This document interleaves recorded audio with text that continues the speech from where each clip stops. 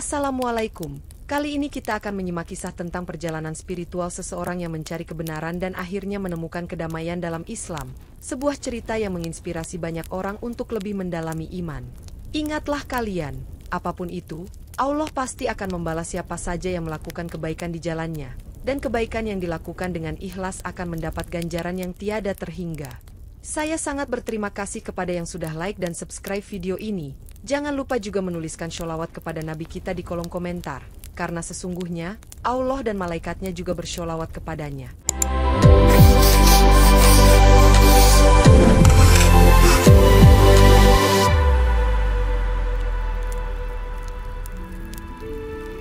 Di sebuah pagi yang dingin di Salzburg, Pastor Michael Harper berdiri di depan jendela gereja besar St.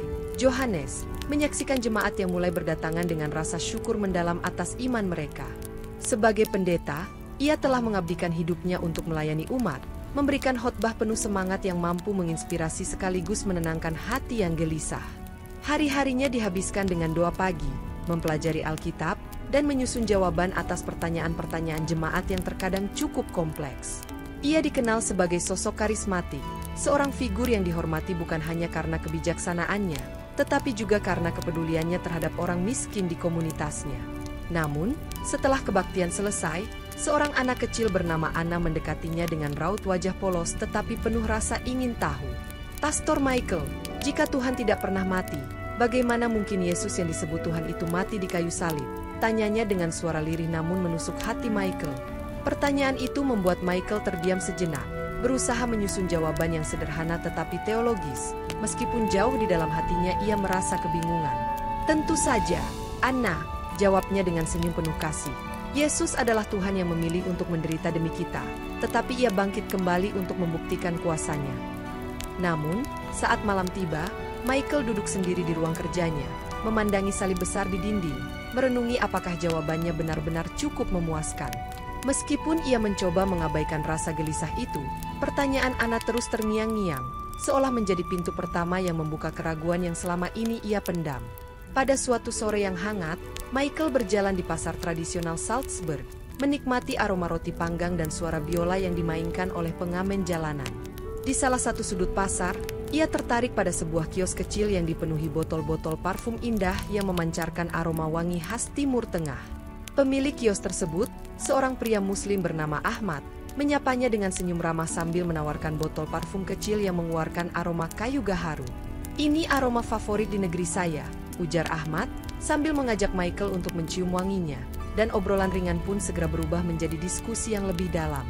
Ahmad, yang ternyata cukup fasih berbahasa Jerman, mulai mengajukan pertanyaan-pertanyaan filosofis tentang ketuhanan Yesus dan doktrin Trinitas, yang awalnya membuat Michael merasa tidak nyaman.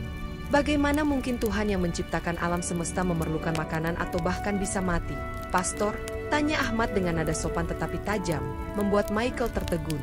Michael mencoba menjelaskan dengan menggunakan argumen Alkitab tentang kasih Allah yang diwujudkan dalam Yesus, tetapi Ahmad menanggapinya dengan mengutip ayat dari Al-Quran tentang keesaan Allah. Ahmad memberikan sebuah kartu kecil kepada Michael, bertuliskan, "Kebenaran adalah cahaya yang menuntun," dan menawarkan diskusi lanjutan kapan saja Michael menginginkannya. Malam itu, Michael kembali ke gereja dengan perasaan yang campur aduk, menyimpan kartu tersebut di dalam Alkitabnya, seolah takut terlihat oleh orang lain. Meskipun ia ingin mengabaikan pertemuan itu, sesuatu di dalam dirinya mendorong untuk memikirkan kembali argumen-argumen yang telah dilontarkan oleh Ahmad.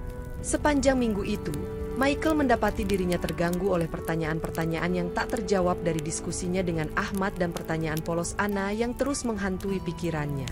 Ia mulai membaca ulang ayat-ayat dalam Alkitab yang berbicara tentang Trinitas, tetapi semakin membacanya, semakin ia merasa bahwa penjelasan-penjelasan itu kurang jelas.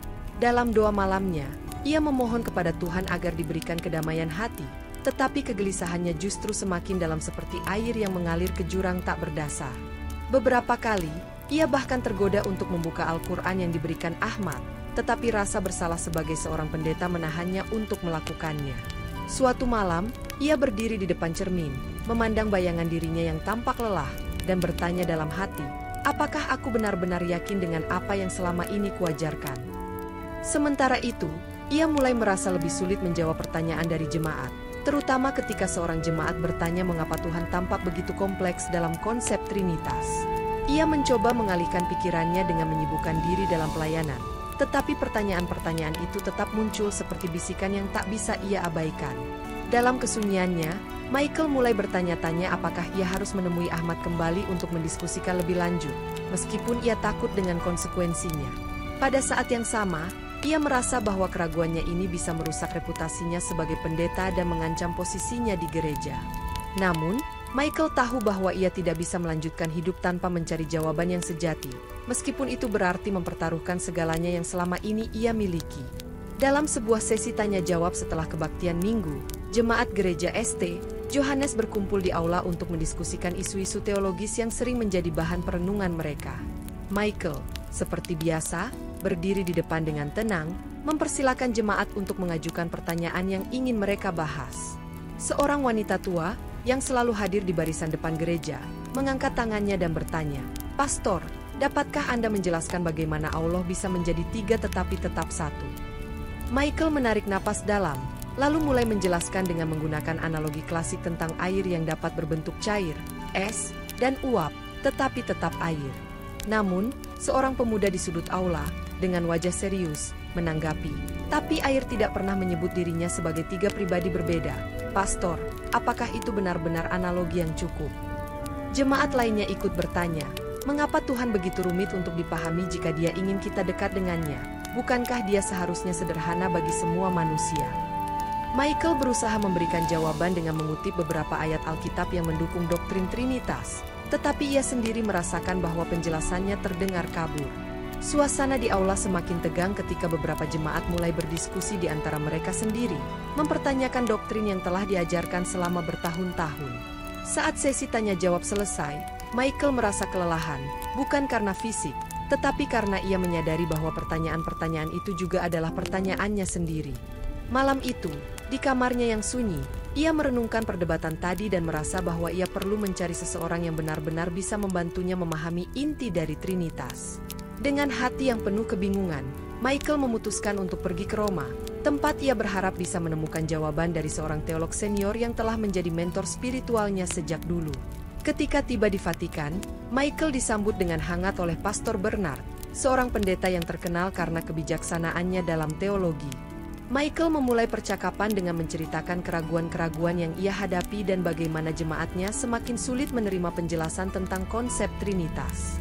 Pastor Bernard mendengarkan dengan seksama, lalu menjelaskan bahwa doktrin Trinitas adalah misteri ilahi yang tidak dapat dijelaskan sepenuhnya oleh logika manusia. "Michael," katanya dengan nada lembut, "iman berarti menerima apa yang tidak dapat kita pahami, karena akal kita terbatas sedangkan Tuhan tidak terbatas." Namun, jawaban itu tidak memuaskan Michael. Ia merasa bahwa ketidakmampuan untuk menjelaskan Trinitas membuat konsep tersebut semakin sulit diterima, bahkan oleh dirinya sendiri. Selama beberapa hari di Roma, ia menghadiri misa-misa dan berdiskusi dengan beberapa teolog lainnya, tetapi tidak ada jawaban yang benar-benar memberinya kedamaian. Ketika Michael bersiap untuk kembali ke Salzburg, ia merenungkan bahwa perjalanan ini, meskipun memberikan banyak wawasan, justru memperdalam keraguannya. Ia mulai bertanya-tanya, jika Tuhan benar-benar ingin dekat dengan manusia, mengapa Dia harus menciptakan konsep yang begitu sulit dipahami? Dalam perjalanan pulang, ia memegang salib kecil yang selalu ia bawa, tetapi untuk pertama kalinya, ia merasa bahwa simbol itu tidak lagi memberinya ketenangan yang sama seperti sebelumnya. Setelah kembali ke Salzburg, Michael memutuskan untuk berjalan-jalan di pasar untuk mengalihkan pikirannya dari kebingungan yang terus mengusiknya. Tanpa disengaja, ia bertemu dengan Ahmad di kios parfum yang sama, yang menyapanya dengan senyum ramah seperti sebelumnya. Ahmad menyadari kegelisahan di wajah Michael dan dengan sopan bertanya, "Pastor, apakah Anda menemukan jawaban yang Anda cari di Roma?" Michael, setelah ragu sejenak, mengakui bahwa perjalanannya ke Roma hanya memperburuk kebingungannya tentang Trinitas dan ketuhanan Yesus. Mendengar itu, Ahmad mengeluarkan sebuah buku kecil, terjemahan Al-Quran, dan menyarankan Michael untuk membaca surah Al-Ikhlas, yang berbicara tentang keesaan Allah. Jika Tuhan benar-benar menciptakan akal kita, mengapa iman harus bertentangan dengan logika? Tanya Ahmad dengan nada penuh keyakinan, membuat Michael terdiam merenung. Ahmad menjelaskan bahwa Islam mengajarkan Tuhan yang sederhana namun agung, yang tidak memiliki anak atau sekutu, dan konsep ini begitu mudah dipahami oleh siapa saja. Perdebatan mereka semakin mendalam ketika Ahmad mengutip ayat-ayat Al-Quran yang mengkritik konsep Trinitas, sambil menyebutkan bahwa Yesus adalah Nabi, bukan Tuhan. Michael, meskipun mencoba membela keyakinannya, merasa bahwa argumen Ahmad jauh lebih masuk akal dibandingkan penjelasan-penjelasan teologis yang ia dapatkan di Roma. Ketika Michael pergi dari kios itu, ia membawa buku terjemahan Al-Quran yang diberikan Ahmad, dengan niat untuk membacanya, meskipun rasa bersalah masih menggelayuti hatinya. Suatu malam, setelah malam yang penuh kegelisahan, Michael terlelap di tempat tidurnya di gereja, namun tidur itu tidak memberikan ketenangan yang diharapkannya. Dalam mimpinya, ia menemukan dirinya berada di tengah padang pasir yang luas, sepi, dan sunyi, hanya terdengar desiran angin yang berhembus pelan. Di kejauhan, ia melihat sebuah cahaya terang yang memancar, seolah-olah ada sesuatu yang memanggilnya untuk mendekat. Ketika ia mulai berjalan menuju cahaya itu, suara lembut dan penuh kedamaian terdengar, mengucapkan kata-kata yang membuatnya terhenti. Allah adalah satu. Suara itu begitu lembut, namun penuh kekuatan, seperti suara yang menembus jiwa, menggetarkan hatinya dalam kedalaman yang sulit diungkapkan. Tanpa sadar, Michael merasakan kehangatan dan kedamaian yang luar biasa, seolah segala kekhawatiran dan kebingungannya lenyap begitu saja di bawah cahaya tersebut. Namun, ketika ia mendekat, cahaya itu mulai menghilang, dan Michael terbangun dengan napas terengah-engah, tubuhnya basah oleh keringat. Meskipun ia merasa damai, perasaan kebingungan dan ketidakpastian menyelimutinya, seolah ia baru saja menyentuh sesuatu yang lebih besar dari dirinya sendiri. Pagi harinya, Michael merenungkan mimpi tersebut, bertanya-tanya apakah itu sebuah tanda atau sekadar ilusi semata. Namun, entah bagaimana, mimpi itu memberinya rasa kedamaian yang tidak bisa ia jelaskan, membuatnya semakin terfokus pada pencariannya untuk memahami kebenaran yang sesungguhnya. Seminggu setelah pertemuan terakhir dengan Ahmad, Michael menerima undangan untuk mengunjungi masjid lokal di Salzburg, sebuah ajakan yang membuatnya merasa terombang-ambing antara rasa ingin tahu dan keraguannya. Ahmad menghubunginya lewat telepon, dengan nada yang ramah dan meyakinkan, menawarkan kesempatan untuk melihat lebih dekat kehidupan umat Muslim. Meskipun ragu, Michael merasa bahwa inilah saatnya untuk lebih memahami ajaran yang telah mengganggu pikirannya, jadi ia memutuskan untuk menerima undangan tersebut. Ketika ia tiba di masjid, Michael merasa terkejut dengan sambutan hangat yang ia terima dari jamaah yang menyambutnya dengan senyum tulus dan penuh keakraban. Mereka menawarinya teh manis, mengajak berbicara, dan bahkan menunjukkan ruang sholat, tempat umat Muslim menjalankan ibadah dengan khusyuk. Di dalam masjid, Michael mendengarkan khutbah yang disampaikan oleh seorang imam dengan suara lembut namun penuh makna, yang berbicara tentang keesaan Allah dengan cara yang sederhana dan penuh kedalaman. Allah adalah satu, tidak ada yang setara dengannya, ujar imam tersebut, dan kepadanya lah kita mengabdi tanpa menyekutukannya dengan apapun. Michael merasa terkesan dengan cara khutbah itu disampaikan, tanpa embel-embel yang rumit, hanya penekanan pada kesederhanaan dan ketulusan dalam menyembah Tuhan yang Maha Esa. Ketika khutbah selesai, seorang jamaah mengajak Michael berbicara lebih jauh tentang Islam, menjelaskan bagaimana ajaran Islam mengajarkan kedamaian, saling menghormati, dan keesaan Tuhan. Di masjid itu, Michael merasa seperti ada sebuah kekuatan yang menariknya, seolah-olah ia telah menemukan sesuatu yang selama ini hilang dalam pencariannya. Kunjungan Michael ke masjid segera menjadi bahan perbincangan di kalangan jemaat gereja St. Johannes, dan beberapa orang mulai merasa terkejut dengan tindakannya. Beberapa anggota dewan gereja mulai bertanya-tanya tentang komitmen Michael terhadap ajaran Kristen, khawatir bahwa ia mungkin mulai terpengaruh oleh ajaran lain. Apakah Pastor Michael berpaling dari iman kita? Salah seorang anggota dewan gereja bertanya, dengan suara penuh kekhawatiran.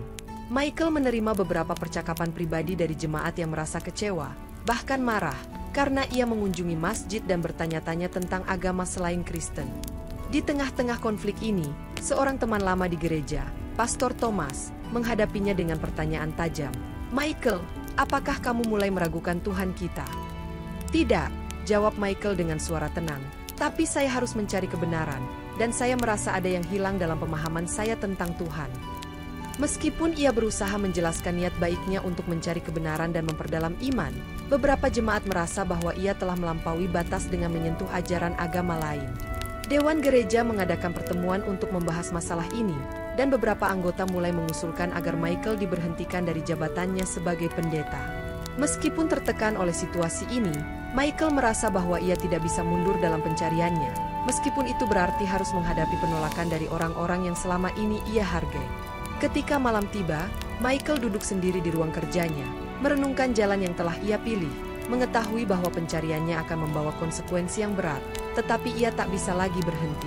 Setelah berbulan-bulan merenung dan bertanya-tanya tentang keyakinannya, Michael memutuskan untuk bertemu dengan Ahmad sekali lagi, untuk mendalami lebih lanjut tentang ajaran Islam. Mereka bertemu di sebuah kafe kecil di Salzburg, dan kali ini Michael datang dengan tekad yang lebih besar untuk memahami inti ajaran yang telah menarik perhatiannya. Ahmad membuka pembicaraan dengan menjelaskan bahwa dalam Islam, Nabi Isa, Yesus, adalah salah satu nabi besar yang diutus oleh Allah, tetapi bukan Tuhan atau anak Tuhan. Di Al-Quran, Isa disebut sebagai Ruhullah, Roh Allah, dan Rasul yang diutus untuk membawa wahyu, bukan sebagai Tuhan. Jelas Ahmad, matanya penuh keyakinan.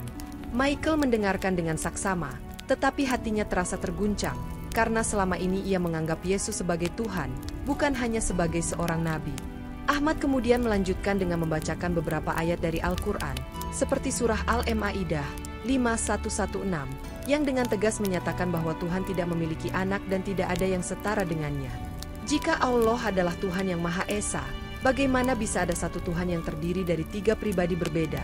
Tanya Ahmad dengan lembut, menantang pemahaman Michael tentang Trinitas. Michael merasa perasaan itu semakin berat di dadanya. Ia mulai mempertanyakan ajaran yang telah ia percayai selama ini. Dalam diskusi ini, untuk pertama kalinya, Michael merasa bahwa Islam menawarkan jawaban yang jelas dan tegas, sesuatu yang selama ini ia cari dalam Kristen namun sulit ditemukan. Ketika mereka selesai berbicara, Michael merasa lebih dekat dengan pemahaman tentang keesaan Tuhan yang sederhana dan mendalam, dan hatinya terasa lebih tenang meski kebingungan tetap ada. Setelah pertemuannya dengan Ahmad, Michael mulai merasa bahwa ia harus lebih mendalam dalam mempelajari Al-Quran. Ia meminjam buku terjemahan Al-Quran yang diberikan Ahmad dan mulai membacanya dengan penuh perhatian. Hari demi hari, Michael menemukan ketenangan dalam membaca Al-Quran, terpesona oleh kejelasan dan konsistensi ajaran yang ditawarkan, yang terasa jauh lebih sederhana daripada doktrin Trinitas. Dalam salah satu ayat yang dibacanya, Michael menemukan surah Al-Ikhlas, yang menggambarkan Tuhan sebagai satu-satunya yang Maha Esa, tanpa sekutu atau anak, konsep yang langsung menyentuh hati dan pikirannya. Michael semakin yakin bahwa konsep keesaan Allah dalam Islam adalah sesuatu yang dapat dipahami secara logis dan tidak bertentangan dengan akal, berlawanan dengan ajaran Trinitas yang selalu terasa membingungkan. Ia juga membaca ayat-ayat yang menyebutkan Nabi Isa sebagai seorang rasul dan hamba Allah, bukan sebagai Tuhan, dan ini membuatnya merasa seolah-olah sebuah beban berat terangkat dari hatinya. Dalam perjalanan membacanya, Michael menyadari bahwa banyak dari pertanyaan yang selama ini menghantuinya, seperti mengenai sifat Tuhan yang Maha Esa dan peran Yesus, akhirnya menemukan jawabannya di dalam Al-Quran. Setiap kali ia selesai membaca satu bagian, Michael merasa lebih terhubung dengan Allah, dan dalam hatinya, ia mulai merasakan panggilan untuk menjalani hidup yang lebih sederhana namun penuh makna. Pada suatu malam, setelah membaca surah Al-Fatihah, Michael terdiam sejenak, merenungkan arti dari setiap kalimat doa tersebut, dan ia merasakan kedamaian yang tidak pernah ia rasakan sebelumnya. Ia merasa seolah-olah ia telah menemukan kebenaran yang selama ini ia cari, meskipun itu berarti harus berpisah dengan banyak hal yang telah ia percayai sepanjang hidupnya. Dengan hati yang penuh perasaan campur aduk, Michael memutuskan untuk melangkah lebih jauh dalam pencariannya, dengan tekad untuk memahami dan menerima ajaran Islam dengan sepenuh hati. Suatu pagi, setelah berhari-hari merenung, Michael dipanggil oleh Dewan Gereja untuk menghadiri pertemuan yang sangat penting, yang dipenuhi dengan ketegangan dan keprihatinan. Beberapa anggota Dewan Gereja memandangnya dengan wajah keras, bertanya-tanya mengapa seorang pendeta yang selama ini mereka hormati bisa beralih mempelajari agama lain. Salah seorang anggota Dewan, dengan suara penuh emosi, bertanya, "Michael, apakah Anda sedang meragukan iman Kristen kita? Apa yang telah Anda pelajari di luar gereja yang bisa menggantikan kebenaran kita?" Michael berdiri dengan tenang, memandang setiap wajah yang ada di hadapannya, dan berkata dengan suara tegas, "Saya tidak meragukan Tuhan, tetapi saya meragukan pemahaman saya tentangnya. Saya merasa ada yang hilang dalam doktrin Trinitas." Ia menjelaskan bahwa pencariannya telah membawanya untuk mempelajari Al-Quran dan bahwa ia merasa mendapatkan pemahaman yang lebih jelas tentang Tuhan yang Maha Esa. Dewan Gereja tidak bisa menerima pernyataan itu dengan tenang. Beberapa dari mereka mulai berbicara dengan keras, menyatakan kekecewaannya atas apa yang mereka anggap sebagai pengkhianatan. "Bagaimana Anda bisa meninggalkan jalan yang benar, seru salah seorang anggota dewan. Kami sudah mengajarkan Anda segala kebenaran dalam iman Kristen. Michael merasa hatinya berat, tetapi ia tidak bisa lagi berpaling dari apa yang telah ia temukan. Ia berkata dengan penuh keyakinan, "Saya tidak bisa mengabaikan apa yang saya pelajari, dan saya percaya itu adalah jalan yang benar bagi saya." Setelah pertemuan yang penuh ketegangan itu, Dewan Gereja memberi Michael pilihan yang sangat sulit, mundur dari jabatan pendeta atau menghadapi pemecatan. Dengan rasa berat hati namun penuh tekad, Michael akhirnya mengajukan pengunduran dirinya, menyadari bahwa ia harus mengikuti panggilan hatinya, meskipun itu berarti meninggalkan segala sesuatu yang telah ia kenal selama ini. Setelah menghadapi ketegangan dan konflik yang semakin memuncak, Michael merasa bahwa waktunya untuk mengambil keputusan yang sangat penting telah tiba. Ia kembali ke masjid di Salzburg, tempat yang telah memberinya ketenangan dan pemahaman tentang Allah yang Maha Esa. Di masjid itu, ia duduk dalam kesunyian, memandang ke arah mihrab, merasakan kedamaian yang sebelumnya ia tidak pernah alami dalam gereja. Michael meminta izin untuk berbicara dengan imam, dan mereka duduk bersama, membicarakan pencarian panjang yang telah membawanya ke titik ini. "Saya merasa bahwa Islam adalah kebenaran yang selama ini saya cari," ujar Michael dengan suara penuh kerendahan hati. "Namun, saya masih bingung dengan langkah yang harus saya ambil." Imam tersenyum dengan penuh pengertian dan menjelaskan bahwa Islam adalah jalan yang terang dan bahwa setiap langkah menuju kebenaran harus dilakukan dengan penuh keyakinan dan keikhlasan. Setelah mendengarkan nasihat imam, Michael duduk untuk berdoa dalam hati, meminta petunjuk dari Allah tentang keputusan yang harus ia ambil. Dalam doanya, Michael merasakan kehadiran yang sangat kuat, seolah Allah sendiri memberikan ketenangan dalam hatinya dan memberi petunjuk untuk bersyahadat. Dengan perasaan penuh keyakinan dan rasa damai yang mendalam, Michael memutuskan bahwa inilah saatnya untuk memeluk Islam dan mengubah hidupnya selamanya. Pada malam itu, di dalam masjid yang tenang, Michael mengucapkan 2 kalimat syahadat dengan hati yang tulus, merasa seolah-olah sebuah pintu baru telah terbuka dalam hidupnya. Setelah memeluk Islam, Michael merasa panggilan untuk berbagi perjalanan spiritualnya dengan orang lain, terutama dengan jemaatnya yang telah bersama-sama dengannya selama bertahun-tahun. Ia mulai berbicara dengan beberapa jemaat yang ia anggap dekat, yang sebelumnya telah menunjukkan keraguan terhadap ajaran Kristen, dan mengajak mereka untuk berdialog dengan hati terbuka. Dalam diskusi mereka, Michael berbagi kisah perjalanan panjangnya, bagaimana ia menemukan Islam melalui pencarian spiritual yang mendalam dan bagaimana keyakinannya kini telah berubah. Beberapa jemaat terkejut mendengar cerita Michael, tetapi mereka tidak bisa menutup mata terhadap kedamaian yang tampak jelas dalam dirinya setelah ia memeluk Islam. "Saya tidak bisa lagi membohongi diri saya sendiri. Saya harus mengikuti kebenaran yang saya temukan, meskipun itu berarti berpisah dengan apa yang telah saya yakini selama ini," ujar Michael, menjelaskan keyakinannya dengan penuh tulus. Perbincangan tersebut menjadi momen penting bagi banyak jemaat yang juga merasakan keraguan, dan beberapa dari mereka mulai mempertanyakan kembali ajaran yang selama ini mereka anut. Dalam sebuah pertemuan yang penuh emosi dan haru, sebagian besar jemaat yang hadir mengikuti langkah Michael, mengucapkan 2 kalimat syahadat dengan penuh keyakinan. Momen itu menjadi sangat menyentuh, dengan air mata yang mengalir di wajah banyak orang. Mereka merasa bahwa mereka akhirnya menemukan kebenaran yang selama ini mereka cari. Michael, yang kini dipanggil dengan nama Mikael Abdul Aziz, merasa sangat tersentuh melihat jemaatnya yang telah mengikuti langkahnya, menjadikan masjid itu sebagai rumah spiritual baru mereka. Mereka berdoa bersama, mengucapkan syukur atas petunjuk yang telah diberikan Allah, dan berjanji untuk hidup dengan iman yang lebih kuat, di bawah naungan kebenaran yang mereka temukan bersama. Kehidupan baru bagi Mikael Abdul Aziz dimulai dengan penuh harapan dan semangat. Ia merasa bahwa perjalanan hidupnya yang baru kini lebih bermakna dan terarah. Sebagai seorang Muslim, ia mulai aktif berpartisipasi dalam kegiatan dakwah di Salzburg, menyampaikan pesan Islam dengan penuh cinta dan keikhlasan. Ia bekerja sama dengan komunitas Muslim lokal untuk mengadakan acara-acara berbagi pengetahuan tentang Islam, membantu orang-orang memahami ajaran yang telah memberinya ketenangan. Masjid yang sebelumnya hanya dikunjungi oleh segelintir orang, kini mulai ramai dengan umat Muslim yang tertarik untuk mempelajari lebih dalam tentang Islam. Mikael merasa sangat bahagia melihat wajah-wajah baru yang datang mencari kebenaran, sama seperti dirinya dulu yang merasa bingung dan terombang-ambing. Setiap kali ia berbicara di hadapan jamaah, Mikael merasakan kebahagiaan yang luar biasa, mengetahui bahwa kisah hidupnya telah memberikan inspirasi bagi banyak orang yang sedang mencari jalan kebenaran. Beberapa dari jemaat gereja yang dulu merasa kecewa kini mulai mengunjungi masjid, tergerak untuk melihat dan mendalami apa yang telah membuat Mikael begitu teguh dalam keyakinannya. Mikael sering mengingat masa-masa sulit ketika ia harus meninggalkan gereja, namun kini ia merasa bersyukur bahwa Allah memberinya kekuatan untuk mengikuti kebenaran yang ditemukan dalam Islam. Dengan nama baru dan semangat baru, Mikael merasa hidupnya penuh dengan tujuan yang lebih besar, untuk membantu orang lain menemukan kedamaian dalam Islam. Seiring berjalannya waktu, masjid itu semakin ramai, dan kisah hidup Mikael menjadi legenda kecil di Salzburg, sebuah kisah tentang pencarian, perubahan, dan cahaya baru yang bersinar di kota itu.